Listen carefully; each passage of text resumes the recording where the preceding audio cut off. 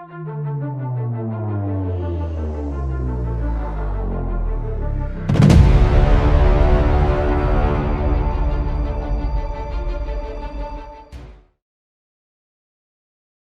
रोज़ पहले 6 सितंबर की शाम स्क्वाड्रन लीडर आलिम ने दुश्मन के इलाके में हमला करने के लिए 3 सैबर त्यारों की एक फॉर्मेशन की क़यादत की थी। उसके साथ स्क्वाड्रन लीडर अलाउद्दीन अहमद शहीद भी था और तीसरे त्यारे में फ़्लाइट लेफ्टिनेंट सैयद साद हातमी था। तीनों अमृतसर के मशहूर कस्बे तरन तारन के करीब पहुँचे तो अलाउद्दीन ने आलम को वायरलेस पर इतला दी, 4 हंटर सामने ज़रा बाएँ 500 फीट की बुलंदी पर। इस मार्के को भी आलम की ज़ुबानी सुनिए। जंगी तरतीब में दुश्मन के 4 हंटर त्यारे हमसे 200-300 फीट दूर सामने से गुजर रहे थे। हम उनके इलाके में कहीं हमला करने जा रहे थे। उन्हें ग़ालिबन ये तवक्का भी थी कि वो हमें बेखबरी में ले लेंगे, लेकिन उन्हें इल्म ही नहीं था कि हम उनसे 2 हाथ दूर उसी फ़िज़ा में उड़ रहे हैं। मैंने अपने हवाबाजों से कहा, फालतू टैंकियां फेंक दो और गन्ने तैयार कर लो। टैंकियां अलग होते ही हम उन पर झपट्टे में चले गए। उन्होंने हमें देख लिया और नहायत ही सरद से हमारे झपट्टे से बचने के लिए एक तरफ घूम गए।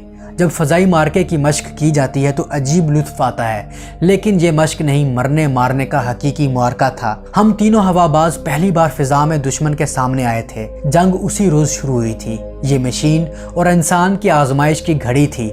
हंटर त्यारा फ़िज़ा में बड़ा खूबसूरत और शाहबाज नज़र आता है।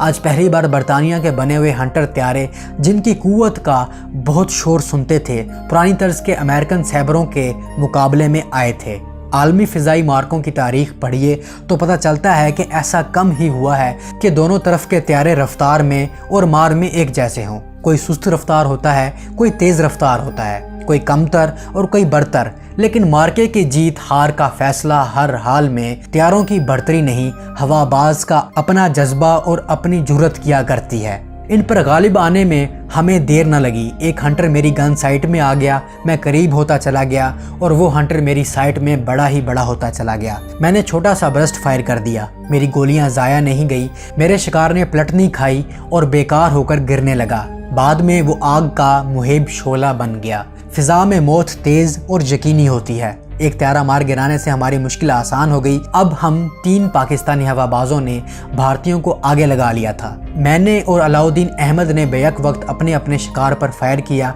दुश्मन के दोनों त्यारों से धुआं निकलने लगा। शायद ज़रबें खाकर वो इधर उधर हो गए। फ़ौरन बाद फ़्लाइट लेफ्टिनेंट हातमी ने अपने शिकार पर भरपूर बरस्ट फायर कर दिया और इंडियन एयरफोर्स का एक और हवाबाज इस दुनिया से उठ गया। हंटर हातमी की गोलियां लगते ही फट गया था। अब भारत के आसमान में सिर्फ हम 3 पाकिस्तानी उड़ रहे थे और फ़िज़ा में हमारी हुक्मरानी थी। हंटर, जिसका उर्दू तर्जमा शिकारी है, शिकार हो चुके थे, लेकिन ये तो इब्तदा थी।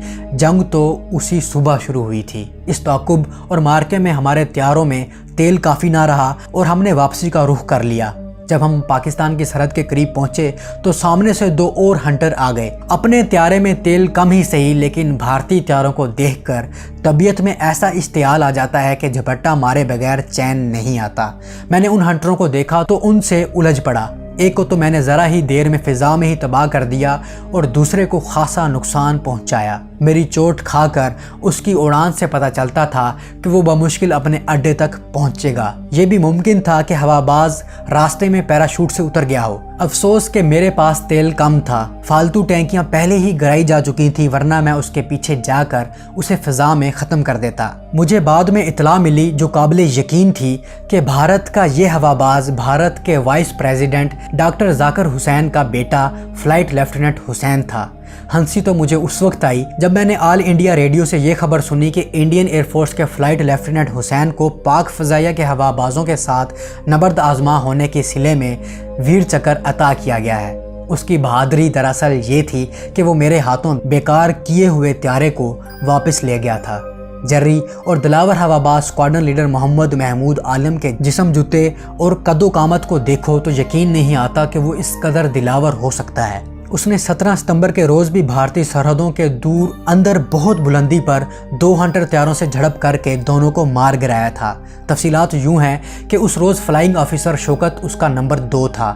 پاک فضائیہ کے 2 طیارے دشمن کے کسی ٹھکانے پر حملہ کرنے گئے تھے۔ دریائے بیاس کے اوپر بھارت کے 2 ہنٹر طیاروں نے انہیں روک لیا۔ عالم نے ان کے لیڈر کو پہلے ہی جھپٹے میں لے لیا، اسے ایک ہی برسٹ میں مار گرایا، لیکن حادثہ یہ ہوا کہ دوسرا ہنٹر شوکت کے پیچھے آ لگا۔ شوکت عالم کو عقب سے محفوظ رکھنے میں محو تھا۔ ہنٹر کے ہوا باز کو موقع مل گیا اور اس نے شوکت کے طیارے پر فائر کر کے اسے مار لیا۔ شوکت جلتے ہوئے طیارے سے کود گیا، نیچے دشمن کا علاقہ تھا۔ شوکت کو جنگی قیدی بنا لیا گیا، لیکن عالم نے وہیں انتقام لے لیا۔ اس نے انتقام کے جذبے سے دیوانہ وار ہو کر اس ہنٹر کو 1-2 چکر دے کر آگے لگا لیا، اور دوسرے لمحے عالم کی مشین گنوں نے ذرا سا برسٹ فائر کر کے اس بھارتی ہوا باز کو اپنے لیڈر تک پہنچا دیا۔ دونوں ہنٹر اپنے ہوا بازوں سمیت ختم ہو گئے۔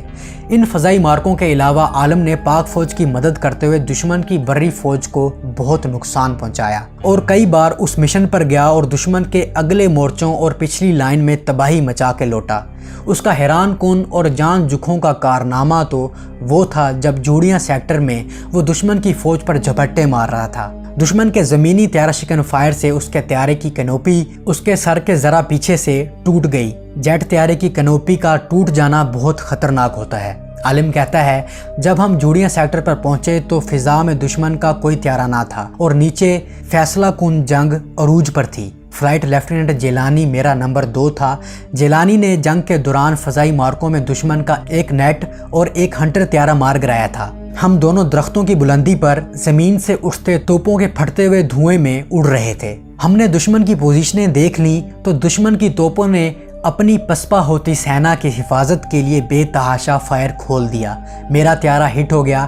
میں نے دیکھا کہ میری کنوپی بری طرح ٹوٹ گئی تھی۔ مجھے واپس آ جانا چاہیے تھا، لیکن میں نے دشمن کی توپیں دیکھ لی تھی اور بڑا پرکشش اور اشتعال انگیز ٹارگٹ تھا۔ واپس آنے کو جی نہ چاہا اور اپنے نمبر 2 فلائٹ لیفٹیننٹ جیلانی کے ہمراہ متعدد حملے کیے اور اس قدر ظالمانہ فائرنگ کی کہ دشمن کی گنوں کو ہمیشہ کے لیے خاموش کر دیا گیا اور ہم واپس آ گئے۔